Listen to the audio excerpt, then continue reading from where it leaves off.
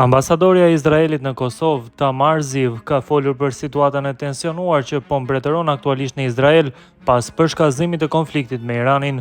Ajo tha se pavarësisht ankthit të krijuar nga rrethanat, mbetet me shpresë që operacioni ushtarak izraelit do të jetë i suksesshëm.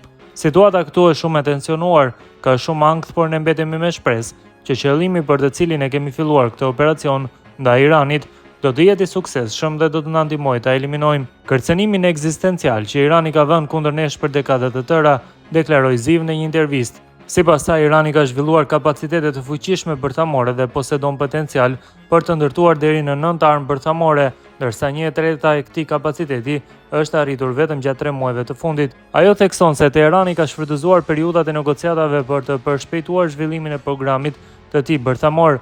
Ambasadorja Ziv konfirmoi gjithashtu se është në kontakt të vazhdueshëm me ambasadoren e Kosovës në Izrael si dhe me qytetarët kosovar që jetojnë atje. Ndërkaq ajo shtoi se për ata që dëshirojnë të largohen nga Izraeli, ekziston mundësia e kalimit përmes Egjiptit ose Jordanisë. Me disa qytetar kam komunikuar edhe vetë dhe më duhet të them që ata që kam kontaktuar janë në disponim të mirë. Ata ndjekin udhëzimet e autoriteteve izraelite për sigurinë. Për ata që dëshirojnë të largohen, ambasada e Kosovës në Tel Aviv është në dispozicion për të ofruar informacione dhe opsione, theksoi Ziv. Më tej ajo tha se Izraeli e shesi të domosdoshëm fillimin e këtij operacioni për shkak të rrezikut që përbën kapaciteti ushtarak i Iranit. Irani ka një industri të avancuar të raketave, të cilat mund të mbartin armë bërthamore.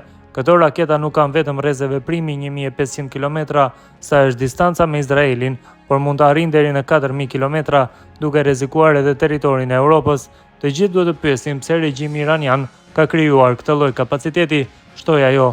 Ndërkohë, gjatë ditës, ministri i jashtëm i Shqipërisë Igli Hasani bëri të ditur se 5 qytetarë shqiptar që ndodheshin në Izrael janë larguar në mënyrë të sigurt përmes Egjiptit dhe pritet të kthehen së shpejti në Shqipëri.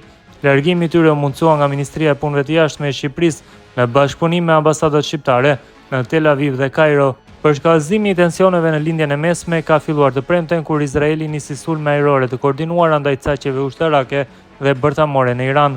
Si kundërpërgjigje, Teherani ndërmori sulme akmarrëse me raketa. Autoritetet izraelite njoftuan se si pasojë e këtyre sulmeve janë vrarë të paktën 24 persona dhe qindra të tjerë janë plagosur. Nga ana tjetër, Irani ka raportuar se në sulmet izraelite kanë humbur jetën të paktën 224 persona, ndërsa mbi 1000 të tjerë janë të plagosur.